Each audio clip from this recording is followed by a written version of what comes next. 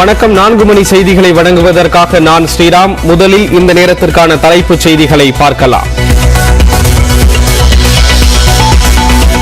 நாளை பிற்பகலில் சென்னை வருகிறார் பிரதமர் நரேந்திர மோடி. வந்தே பாரத் ரயில் சேவை தொடக்கம் உள்ளிட்ட நிகழ்ச்சிகளில் பங்கேற்கிறார்.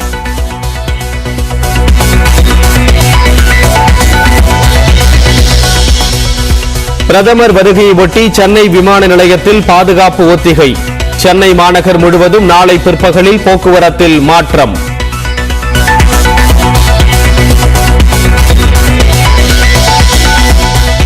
ஆஸ்கர் விருது பெற்ற படத்தில் இடம்பெற்ற பொம்மன் பிள்ளைக்கு காவல்துறை பாதுகாப்பு.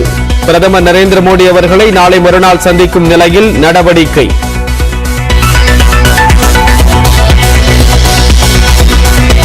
இரண்டாயிரத்து 24 நாடாளுமன்ற தேர்தலிலும் காங்கிரஸ் உடனான கூட்டணியை உறுதி செய்தது திமுக. பாஜகவுக்கு எதிரான நிலைப்பாட்டில் உள்ள கட்சிகளை ஒருங்கிணைப்பது பற்றி மல்லிகார்ஜுனா கார்கேவும் மு.க. ஸ்டாலினும் தொலைபேசியில் பேச்சு.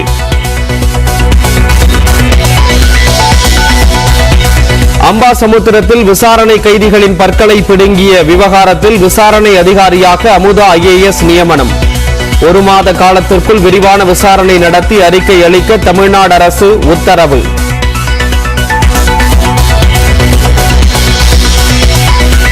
கொரோனா தொற்று அதிகரித்து வரும் நிலையில் மாநில அரசுகள் விழிப்புடன் இருக்க மத்திய அமைச்சர் மன்சுக் மாண்டவியா அறிவுரை.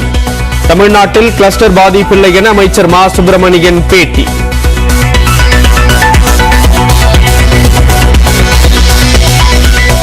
திருச்சியில் வரும் 24ஆம் தேதி மாபெரும் மாநாடு. முப்பெரும் விழாவாக நடத்த உள்ளதாக ஓ பன்னீர்செல்வம் அறிவிப்பு.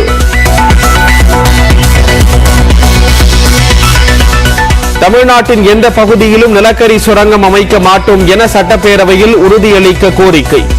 முதலமைச்சர் மு.க. ஸ்டாலினுக்கு பாமக தலைவர் அன்புமணி ராமதாஸ் கடிதம்.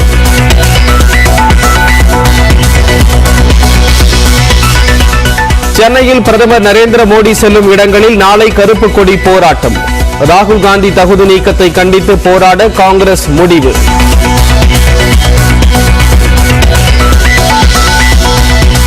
வாய்ப்பு கிடைத்தால் பிரதமரை சந்திப்பேன் என ஓ பன்னீர்செல்வம் பேட்டி. எடப்பாடி பழனிசாமியும் தனியாக பிரதமர் மோடியை சந்திக்க நேரம் கேட்பு.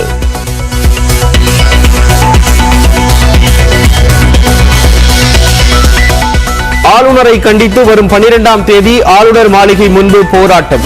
திமுக மற்றும் அதன் கூட்டணி கட்சிகள் அறிவிப்பு.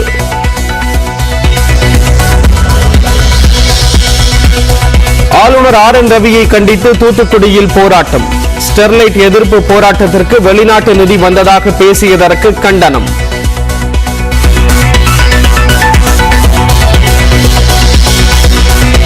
வாழப்பாடியில் திருமணமாகாமல் கருவுற்ற பெண்ணுக்கு 7 மாதத்திலேயே அறுவை சிகிச்சை.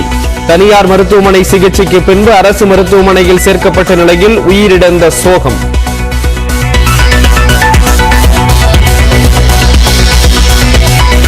தமிழ்நாட்டில் இன்று முதல் 5 நாட்களுக்கு வெயில் அதிகரிக்கும். 2 முதல் 3 டிகிரி செல்சியஸ் வரை வெப்பநிலை அதிகமாக இருக்கும் என வானிலை ஆய்வு மையம் தகவல்.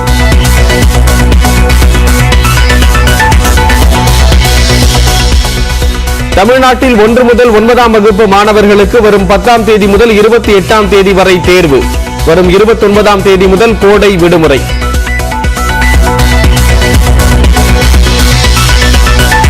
கொரோனா பரவல் அதிகரிப்பதால் புதுச்சேரியில் 1 முதல் 9ஆம் வகுப்புகளுக்கு முன்கூட்டியே இறுதி தேர்வு. வரும் 11ஆம் தேதி தொடங்கி 19ஆம் தேதி வரை நடைபெறும் என அறிவிப்பு.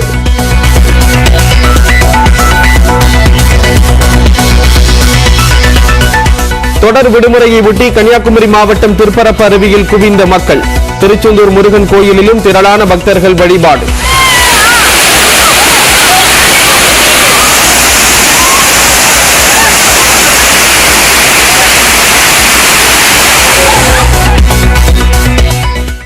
நாடாளுமன்ற தேர்தலை ஒட்டி காங்கிரஸ் உடனான கூட்டணியை திமுக உறுதி செய்துள்ளது. அடுத்த ஆண்டு நாடாளுமன்ற தேர்தல் நடைபெறும் நிலையில் எதிர்க்கட்சிகளை ஒருங்கிணைக்கும் முயற்சியில் காங்கிரஸ் தலைமை ஈடுபட்டு வருகிறது.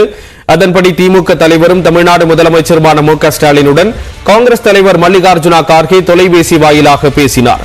அப்போது நாடாளுமன்ற தேர்தலிலும் கூட்டணி தொடரும் என உறுதி தெரிவித்துள்ள மு.க. ஸ்டாலின் பாஜகவுக்கு எதிரான நிலைப்பாட்டில் உள்ள மற்ற கட்சிகளுடனும் பேசுவது குறித்தும் ஆலோசித்ததாக தகவல் வெளியாகியுள்ளது. அதன்படி பிஆர்எஸ், திரிணாமுல் காங்கிரஸ், ஆம் ஆத்மி கட்சிகளை கூட்டணியில் சேர்ப்பது குறித்து இருவரும் ஆலோசனை நடத்தியதாக கூறப்படுகிறது. மேலும் டெல்லியில் எதிர்க்கட்சி தலைவர்கள் கூட்டத்தை நடத்தவும் காங்கிரஸ் திட்டமிட்டுள்ளது. 3 நாள் விடுமுறையை கொண்டாட கொடைக்கானல் நோக்கி ஏராளமான சுற்றுலா பயணிகள் படையெடுப்பதால் வெள்ளி நீர்வீழ்ச்சி பகுதியில் 3 கிலோமீட்டர் தூரத்திற்கு போக்குவரத்து நெரிசல் ஏற்பட்டுள்ளது. புனித வெள்ளி, ஈஸ்டர் என 3 நாட்கள் விடுமுறை விடப்பட்டுள்ளது. இந்த விடுமுறையை கொண்டாட சுற்றுலா பயணிகள் கொடைக்கானல் வந்த வண்ணம் உள்ளனர். இதன் காரணமாக வத்தலகுண்டு, பழனி பிரதான மலைச்சாலைகளில் வெள்ளி நீர்வீழ்ச்சி நுழைவு வாயில் பகுதி, புலிச்சோலை, செண்பகனூர் உள்ளிட்ட இடங்களில் போக்குவரத்து நெரிசல் ஏற்பட்டுள்ளது. வெள்ளி நீர்வீழ்ச்சி பகுதியில் 3 கிலோமீட்டர் தூரத்திற்கு வாகனங்கள் ஊர்ந்து செல்கின்றன. தொடர் விடுமுறை நாட்களில் கொடைக்கானல் நுழைவாயில் பகுதியில் போக்குவரத்து காவலர்களை கூடுதலாக நியமிக்க வேண்டும் என சுற்றுலா பயணிகள் கோரிக்கை விடுத்துள்ளனர்.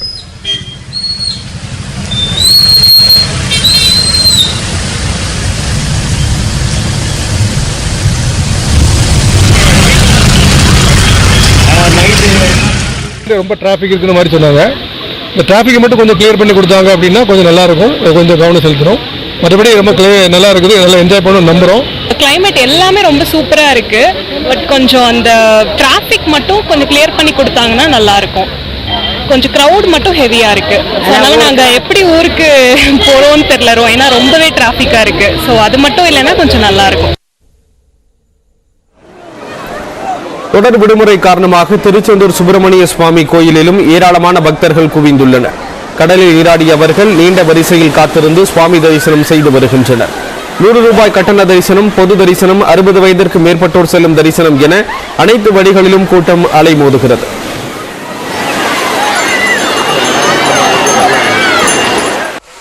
கன்னியாகுமரி மாவட்டம் திருப்பரப்பு அருவியில் குவிந்துள்ள சுற்றுலா பயணிகள் அருவியில் குளித்து மகிழ்கின்றனர். நீச்சல் குளத்தில் நீராடும் அவர்கள் படகு சவாரி செய்தும் உற்சாகம் அடைகின்றனர்.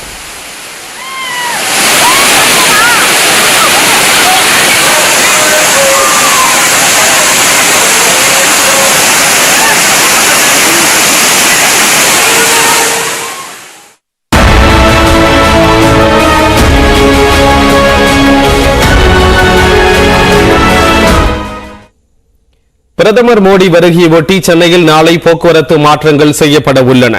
சென்னை விவேகானந்தர் இல்லத்தில் நடைபெறும் ராமகிருஷ்ண மடத்தின் 125வது ஆண்டு விழாவில் பிரதமர் மோடி பங்கேற்க உள்ள நிலையில் கலங்கரை விளக்கத்தில் இருந்து வரும் வாகனங்கள் ராதாகிருஷ்ணன் சாலை வழியாக திருப்பி விடப்படும் என தெரிவிக்கப்பட்டுள்ளது. அங்கிருந்து நடேசன் சாலை, திருவல்லிக்கேணி நெடுஞ்சாலை வழியாக வாலாஜா சாலையை அடையலாம் என கூறப்பட்டுள்ளது. இதேபோன்று போர் நினைவிடத்தில் இருந்து வரும் வாகனங்கள் வாலாஜா சாலையில் இருந்து அண்ணா சாலை நோக்கி அல்லது திருவல்லிக்கேணி நெடுஞ்சாலை நோக்கி திருப்பி விடப்படும் என தெரிவிக்கப்பட்டுள்ளது. தேவைப்படும் பட்சத்தில் போர் நினைவிடத்திலிருந்து கொடி ஊழியர்கள் சாலை வழியாக அண்ணா சாலைக்கு வாகனங்கள் திருப்பி விடப்படலாம் என்றும் இந்த மாற்றுப்பாதை நாளை மாலை 4 மணி முதல் 6 மணி வரை செயல்படுத்தப்படும் என போக்குவரத்து காவல்துறை அறிவித்துள்ளது.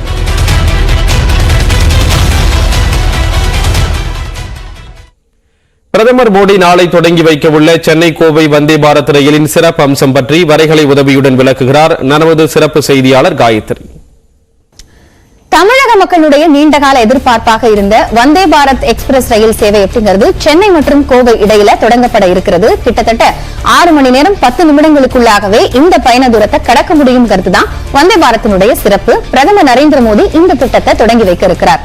அதாவது இது புறப்படக்கூடிய நேரம், சென்று சேரக்கூடிய நேரம் அப்படிங்கிறது தான் மிக முக்கியத்துவம் வாய்ந்ததாக பார்க்கப்படுகிறது. கோவையிலிருந்து காலையில 6 மணிக்கு புறப்படக்கூடிய ரயில் சென்னையை பகல் 12:10 மணிக்கு வந்து சேரும் அப்படின்னு சொல்லப்பட்டிருக்கு. மறுமார்க்கத்துல சென்னையில பகல் 2:20 மணிக்கு புறப்படக்கூடிய வந்தே பாரத் கோவையை இரவு 8:30 மணிக்கு போய் சென்று சேரும் சொல்லப்பட்டிருக்கு. கிட்டத்தட்ட சென்னை கோவை இடையில இருக்கக்கூடிய அந்த பயண தூரம்ங்கிறது 495 கிலோமீட்டர். இவ்வளவு தூரத்தை 6 மணி நேரம் 10 நிமிடங்களுக்குள்ள கடக்க முடியும் அப்படிங்கிறது பயணிகளுக்கான கூடுதல் ஸ்பெஷல் பாயிண்டா பார்க்கப்படுகிறது. அது மட்டும் இல்லாம இது வந்தே பாரத் ரயில் அப்படிங்கிறதுனால குறிப்பிட்ட 3 நிலையங்கள்ல மட்டும்தான் இந்த ரயில் நிற்கும் அப்படின்னு அறிவிக்கப்பட்டிருக்கு. அப்படி பார்த்தோம்னா திருப்பூர், ஈரோடு, சேலம் ஆகிய வழித்தடங்கள்ல மட்டும்தான் இந்த ரயில் நின்று செல்லும்.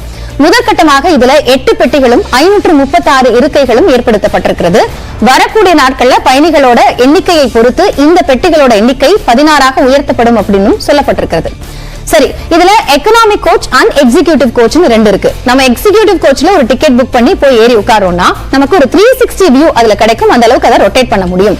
அதே மாதிரி ட்ரெயின் முழுக்க குளிர்சாதன வசதி இருக்கு. வைஃபை இருக்கும், ஜிபிஎஸ் வசதியும் செய்து கொடுக்கப்பட்டிருக்கு. அது மட்டும் இல்லாம இப்ப நம்ம ட்ரெயின்ல உட்கார்ந்து இருக்கோம், நமக்கு எந்த இடத்துல இருக்கோங்கிற அந்த இது தெரியல அப்படின்ற பட்சத்துல நம்மளோட 2 பக்கமும் எல்சிடி திரை இருக்கும். அந்த எல்சிடி திரையில நம்ம எந்த ஸ்டேஷன்ல இருக்கோம், எங்க போகிறோம், என்ன விவரங்கள் அப்படிங்கிற எல்லா தகவல்களும் அதுல இடம்பெற்றிருக்கும்னு சொல்லப்பட்டிருக்கு.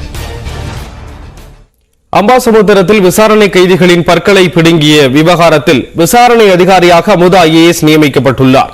நெல்லை மாவட்டம் அம்பாசமுத்திரத்தில் விசாரணைக்கு அழைத்துச் செல்லப்பட்டவர்களின் பற்களை பிடுங்கி சித்திரவதை செய்ததாக எழுந்த புகார் தமிழ்நாடு முழுவதும் அதிர்வலைகளை ஏற்படுத்தியது. இது தொடர்பாக அம்பாசமுத்திரம் ஏஎஸ்பி பல்பீர் சிங் பணியிடை நீக்கம் செய்யப்பட்டார். இதனிடையே சார் ஆட்சியர் தாக்கல் செய்த விசாரணை அறிக்கையில் கல்லிடைக்குறிச்சி, விகேபுரம் உள்ளிட்ட மற்ற காவல் நிலையங்களிலும் இதுபோன்ற புகார்கள் வந்துள்ளது தெரியவந்தது. இதனையடுத்து உயர்நிலை அதிகாரி தலைமையில் விசாரணைக்கு உத்தரவிட நெல்லை ஆட்சியர் பரிந்துரைத்திருந்தார். இதனை ஏற்று ஊரக வளர்ச்சித்துறை முதன்மை செயலாளர் அமுதாவை விசாரணை அதிகாரியாக நியமித்து தமிழ்நாடு அரசு உத்தரவிட்டுள்ளது. 1 மாத காலத்திற்குள் விசாரணை நடத்தி அறிக்கை சமர்ப்பிக்கவும் உத்தரவில் தெரிவிக்கப்பட்டுள்ளது. சர்ச்சைக்குரிய கருத்துக்களை பொதுவெளியில் தெரிவித்து வரும் ஆளுநரை கண்டித்து வருகிற 12ஆம் தேதி ஆளுநர் மாளிகை முன்பு மாபெரும் கண்டன ஆர்ப்பாட்டம் நடத்தப்படும் என ஆளும் திமுக தலைமையிலான மதசார்பற்ற முற்போக்கு கூட்டணி தெரிவித்துள்ளது. மதசார்பற்ற முற்போக்கு கூட்டணி தலைவர்கள் சார்பில் வெளியிடப்பட்டுள்ள அறிக்கையில் தமிழ்நாட்டுக்கு வந்தது முதல் ஆளுநர் RN ரவியின் பேச்சுகள், செயல்கள், நடவடிக்கைகள் சர்ச்சைக்குரியதாகவும் மர்மமானதாகவும் இருப்பதாக தெரிவிக்கப்பட்டுள்ளது.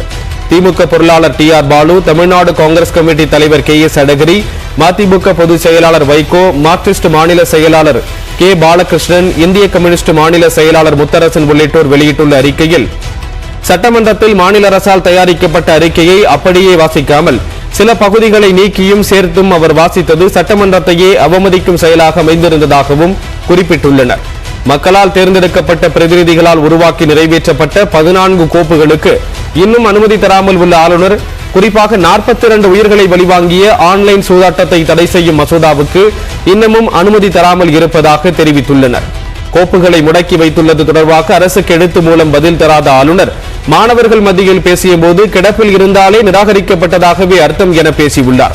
ரகசிய காப்பு பிரமாணம் எடுத்துள்ள ஆளுநர் தனது பிரமாண உறுதிமொழியை மீறி இப்படி பேசியிருப்பது அவரது பொறுப்பற்ற தன்மையையே காட்டுவதாக மதசார்பற்ற முற்போக்கு கூட்டணி தலைவர்கள் சுட்டிக்காட்டியுள்ளனர். மேலும் ஸ்டெர்லைட், கூடங்குளம் ஆகிய போராட்டங்கள் அந்நிய நாடுகளின் நிதியால் நடந்த போராட்டம் என்று சொல்வது தமிழ்நாடு மக்களை கொச்சைப்படுத்துவதாகவும் தெரிவித்துள்ள தலைவர்கள் ஆன்லைன் சூதாட்டத்தில் எத்தனை பேர் தற்கொலை செய்து கொண்டாலும், ஸ்டெர்லைட் போராட்டத்தில் எத்தனை பேர் கொல்லப்பட்டாலும் அதை பற்றி தனக்கு கவலை இல்லை என ஒரு ஆளுநர் நினைப்பாரே, ஆனால் அவர் தங்களுக்கு தேவையில்லை என்றும் கூறியுள்ளனர். மேலும் ஆளுநரை எதிர்த்து வருகிற 12ஆம் தேதி சென்னை கிண்டி ஆளுநர் மாளிகை முன்பு மாபெரும் கண்டன ஆர்ப்பாட்டம் நடத்தப்படும் என அவர்கள் தெரிவித்துள்ளனர்.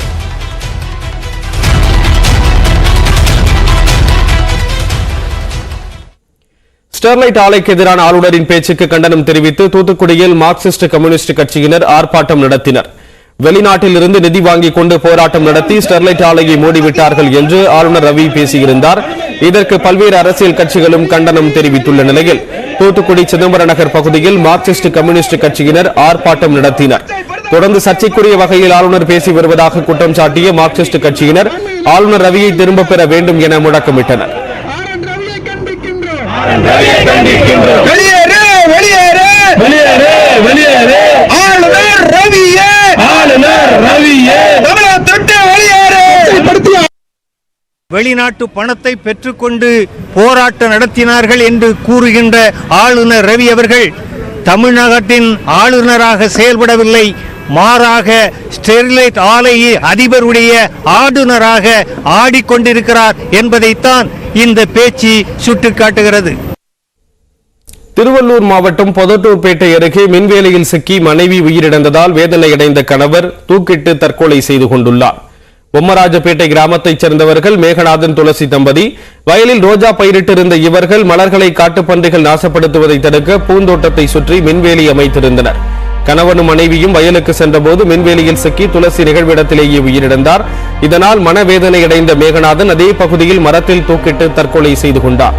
அப்பகுதி மக்கள் அளித்த தகவலின் பேரில் இருவரது சடலங்களையும் கைப்பற்றி பொதட்டூர்பேட்டை காவல் நிலையத்தார் விசாரணை மேற்கொண்டு வருகின்றனர்.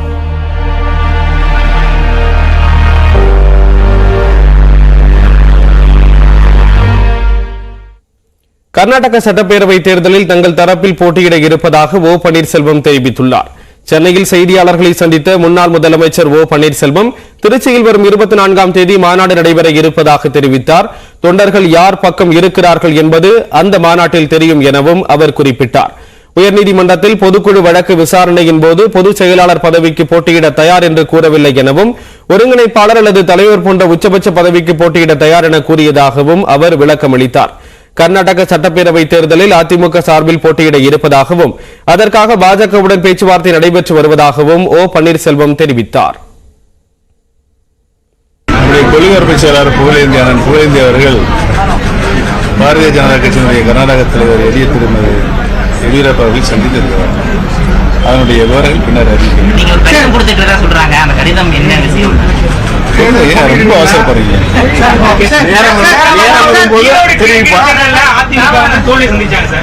படுதோல்வி ஆனா வந்து அவங்க யார் தலைமையில பணத்தால சொல்றாங்க. அப்ப வந்து திமுக நேர்மையா ஜெயிச்சு நீங்க சொல்றீங்களா? திமுக வந்து நேர்மையா அந்த தேர்தலை எதிர்கொண்டு திமுக எப்படி வெற்றி பெற்றது என்பது முக்கியமல்ல, நாம் பெற வேண்டிய வெற்றியை பெற தவறிவிட்டோம் என்பதுதான் அதிலே வெற்றி பெறுவதற்கான சூழல் இருந்ததா? இவ்வளவு சாதகங்கள் இருந்த நான் ஏற்கனவே சொன்ன மாதிரி இன்னும் சொல்லுவேன். அங்கே உள்ள வட இந்திய தொழிலாளர்கள் பாஜகவில் சேர்ந்த அறிந்தறியப்பட்ட போன்ற மக்களும் வாக்களிக்கிறார்கள். அனைத்து இந்திய அண்ணா முன்னேற்ற கழகத்தின் சார்பாக நாங்கள் வேட்பாளரை நிறுத்தப் போகிறோம். நாங்கள் வெற்றி வாய்ப்பை பிரகாசமாக நிறுத்தப்படுவதில் நாங்கள் போடுகிறோம். முன்னதாக பேசிய பன்ருட்டி ராமச்சந்திரன் இனிமேல் மக்கள் மன்றத்தை நோக்கி செல்ல இருப்பதாக கூறினார். 2024 நாடாளுமன்ற தேர்தலில் மக்கள் தங்களுக்கு ஆதரவு அளிப்பார்கள் எனவும் அதன் மூலம் அதிமுக விவகாரத்திற்கு முடிவு கிடைக்கும் எனவும் அவர் குறிப்பிட்டார். நிலக்கரி சுரங்க விவகாரத்தில் 3 முக்கிய அறிவிப்புகளை முதலமைச்சர் மு.க. ஸ்டாலின் வெளியிட வேண்டும் என்று பாமக தலைவர் அன்புமணி ராமதாஸ் கடிதம் எழுதியுள்ளார். கடலூர் உள்ளிட்ட காவிரி பாசன மாவட்டங்களில் புதிய நிலக்கரி சுரங்கம் அமைக்க அனுமதி மறுக்க வேண்டும் என்று கேட்டுக் கொண்டுள்ள அவர் NLC நிலக்கரி சுரங்கங்கள் விரிவாக்கப் பணிகளுக்கு நிலம் கையகப்படுத்துவதை கைவிட வேண்டும் என வலியுறுத்தியுள்ளார். NLC-யால் கடலூர் மாவட்டம் மற்றும் அதை ஒட்டிய பகுதிகளில் ஏற்பட்ட பல்வகை பாதிப்புகள் குறித்து ஆய்வு செய்ய வேண்டும் எனவும் அன்புமணி ராமதாஸ் கோரிக்கை விடுத்துள்ளார். இந்த அறிவிப்புகளை நடப்பு சட்டப்பேரவை கூட்டத்தில் முதலமைச்சர் மு.க. ஸ்டாலின் வெளியிட வேண்டும் என்று கேட்டுக் கொள்வதாக கடிதத்தில் அவர் குறிப்பிட்டுள்ளார். NLC-க்கு எதிராக பாமக நடத்தியுள்ள போராட்டங்கள் குறித்து முதலமைச்சர் மு.க. ஸ்டாலின் நன்கு அறிவீர்கள் என்று தெரிவித்துள்ள அவர் இந்த கோரிக்கைகளை நிறைவேற்றுவதன் மூலம் தங்களை வேளாண் பாதுகாவலராக நிலைநிறுத்துவீர்கள் என்று நம்புவதாக தெரிவித்துள்ளார்.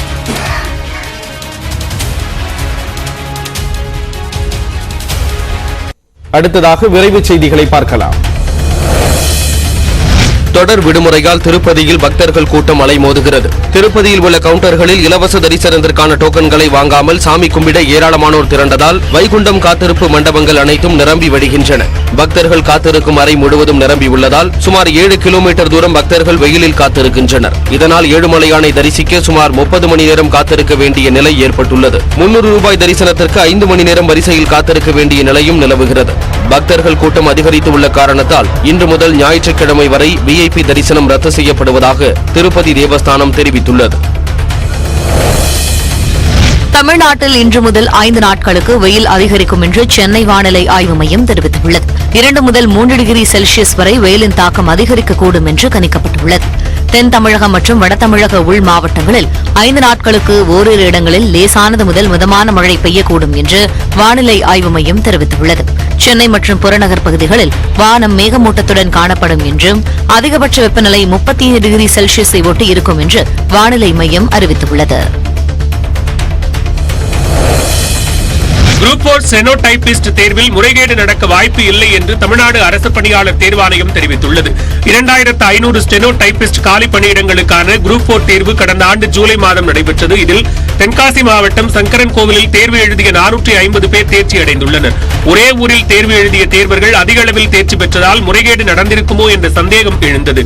இதற்கு விளக்கமளித்துள்ள TNPSC, சங்கரன் கோவிலில் தட்டச்சு சுருக்கெழுத்து பயிற்சி மையங்கள் அதிகம் இருப்பதால் தேர்ச்சி விகிதம் அதிகமாக இருப்பதாகவும் கடந்த காலங்களிலும் இந்த பகுதிகளில் அதிகமானோர் தேர்ச்சி பெற்று பணிகளில் சேர்ந்துள்ளதாகவும் தெரிவித்துள்ளது. மேலும் இந்த விவகாரத்தில் நேரடியாக புகார்கள் எதுவும் வரவில்லை என்றும் புகார் வந்தால் நடவடிக்கை எடுக்கப்படும் என்றும் உறுதியளித்துள்ளது.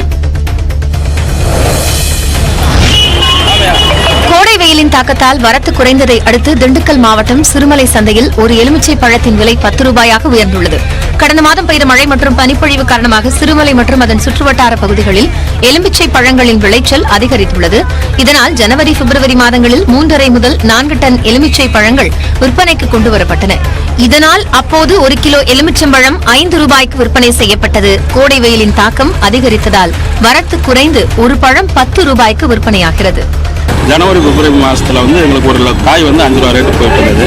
இப்போ காய் வரது கம்மிங்கிறதுனால ஒரு காயோட ரேட்டு எங்களுக்கு 10 ரூபா வரைக்கும் போயிட்டு இருக்கு. அதாவது ஒரு 50 கிலோ பை ரேஞ்சு பார்த்தீங்கன்னாக்க 6,000 7,000 ரூபா வரைக்கும் போயிட்டு இருக்கு. ஜனவரி பிப்ரவரியில் 3 டன் வந்ததில் 2,500 3,000 ரூபா தான் போச்சு 50 கிலோ பை.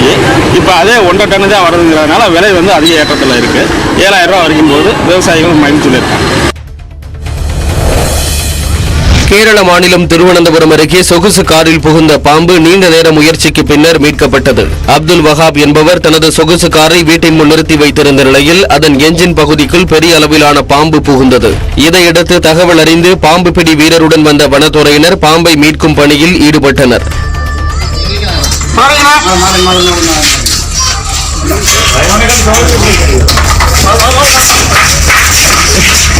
நீண்ட நேரம் போராடி மீட்கப்பட்ட பாம்பு அதன் பின்னர் அடர்ந்த காட்டுக்குள் விடுவிக்கப்பட்டது.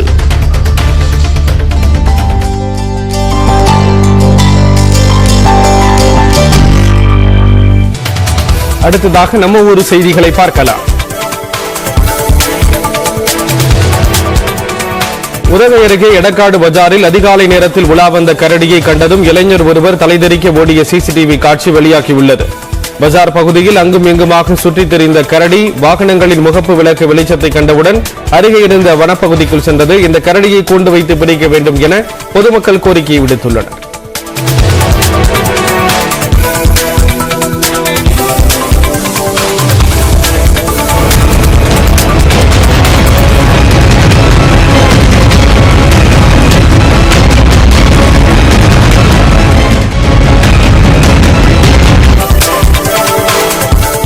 தர்மபுரி மாவட்டம் அதியமான்கோட்டை மாட்டுச்சந்தை மாடுகளின் வரத்து குறைவால் களையிழந்து வருவதாக அப்பகுதியினர் தெரிவித்துள்ளனர். 400 ஆண்டுகள் பழமை வாய்ந்த அதியமான்கோட்டை மாட்டுச்சந்தையில் ஒரு காலத்தில் ஆயிரக்கணக்கான மாடுகள் வியாபாரமாகி வந்தன. ஆனால் தற்போது சில 100 மாடுகள் மட்டுமே வியாபாரமாகும் சூழல் உள்ளது. நாட்டு மாடுகளை வளர்க்க ஆர்வம் குறைந்ததால் மாடுகளின் வரத்து குறைந்துள்ளதாக கூறப்படுகிறது. மயிலாடுதுறை மாவட்டம் கொடைக்காரமூலையில் சாலை அமைக்க தனிநபருக்கு சொந்தமான வயலில் மண் அள்ளிய சாலை பணியாளர்கள் தாக்கப்பட்டனர். வயலை சீரமைத்து தருவதாக சாலை பணி ஒப்பந்ததாரர் உறுதியளித்த போதும் அதனை ஏற்காத வயல் உரிமையாளர் உள்ளிட்ட 7 பேர் சேர்ந்து கொண்டு பணியாளர்களை தாக்கியதாக கூறப்படுகிறது. கான்கிரீட் வாகனம் உடைக்கப்பட்டு சிமெண்ட் மூட்டைகளும் வாய்க்காலில் வீசப்பட்ட நிலையில் 7 பேர் மீது வழக்கு பதிவு செய்யப்பட்டுள்ளது. நாமக்கல் மாவட்டம் ராசிபுரம் அருகே இருசக்கர வாகனத்தின் மீது கார் மோதிய விபத்தில் 4 வயது சிறுவன் உட்பட 2 பேர் சம்பவ இடத்திலேயே உயிரிழந்தனர். முத்துக்குமார் என்பவர் தனது தந்தை சரவணன், மகன் பாலமித்ரன் ஆகியோருடன் இருசக்கர வாகனத்தில் புதுச்சத்திரம் தேசிய நெடுஞ்சாலையில் சென்று கொண்டிருந்தார். அப்போது பின்னால் வந்த கார் மோதி சரவணனும் பாலமித்ரனும் உயிரிழந்தனர். முத்துக்குமார் பலத்த காயமடைந்தார். விழுப்புரத்தில் போதை சகோதரர்களால் கொல்லப்பட்ட இளைஞர் குடும்பத்திற்கு தமிழக அரசு அறிவித்த 2 லட்சம் ரூபாய் நிவாரணத் தொகையை அமைச்சர் பொன்முடி வழங்கினார். விழுப்புரத்தில் கடந்த 29ஆம் தேதி பல்பொருள் அங்காடியில் புகுந்து போதை சகோதரர்கள் கத்தியால் குத்தியதில் ஊழியர் இப்ராஹிம் உயிரிழந்தார்.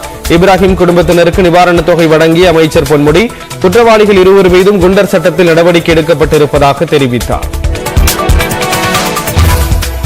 அந்த 20 மேலேயும் இப்பொழுது அவர்கள் சிறையில் இருக்கிறார்கள். அவர்கள் மீது நேற்று நம்முடைய மாவட்ட ஆட்சியர் அவர்களும் மாவட்ட எஸ்பி அவர்களும் குண்டாஸ் சட்டத்தின்படி அவர்கள் கைது செய்யப்பட்டு குண்டாஸ் ஆக்டில் அவர்கள் கைது செய்யப்பட்டிருக்கிறார்கள். நாமக்கல்லில் முட்டை விலை ஒரே நாளில் 30 காசுகள் சரிந்து 4 ரூபாய் 20 காசுகளுக்கு விற்பனை செய்யப்படுகிறது. மற்ற மண்டலங்களில் விலை குறைப்பு, உற்பத்தி அதிகரிப்பு போன்றவை காரணமாக முட்டை விலை குறைந்துள்ளது. சில்லறை விற்பனை அதிகரித்ததால் உற்பத்தியை அதிகரிக்க நிலையில் தற்போது விலை குறைந்துள்ளதாக உற்பத்தியாளர்கள் தெரிவிக்கின்றனர். வேலூர் மாவட்டம் காட்பாடி அருகே உள்ள அகத்தீஸ்வரர் கோயிலில் சிவபெருமான் மீது சூரிய ஒளி கதிர்கள் படும் நிகழ்வு நடைபெற்றது. வெண்ணம்பள்ளி கிராமத்தில் உள்ள கோயிலில் ஆண்டுதோறும் பங்குனி மாதம் 23ஆம் தேதி முதல் 7 நாட்கள் சிவபெருமான் மீது சூரிய ஒளிக்கதிர்கள் படும் நிகழ்வு நடைபெறும். அந்த வகையில் இன்று காலை 6 மணி முதல் 6:30 மணி வரையில் சிவபெருமான் மீது சூரிய ஒளிப்பட்டது. அதனை ஏராளமான பக்தர்கள் சுவாமி தரிசனம் செய்தனர்.